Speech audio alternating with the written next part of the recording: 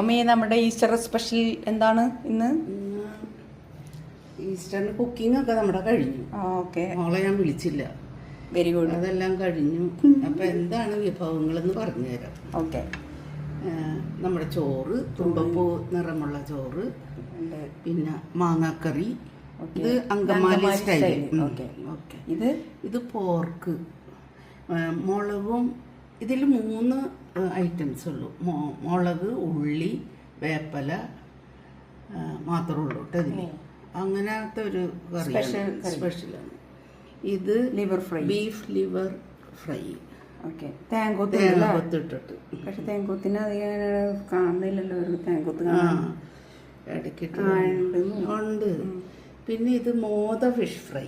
Okay, ഇതാണ് നമ്മുടെ ലഘു ഭക്ഷണമാണ്. ലഘുവാ? ഇതെന്തോന്നു ലഘു? ഇത് എല്ലാ സ്ഥലത്തും പോർക്ക്, താറാവ്, എല്ലാ സ്ഥലത്തും ഒരുപാടുണ്ടാവും. അത് വെച്ച് നോക്കുമ്പോൾ ഇത് ലഘു. നമ്മൾ അങ്ങനെയൊക്കെയാണ് ചെയ്യാറ്. അപ്പോൾ ഹാപ്പി ഈസ്റ്റർ.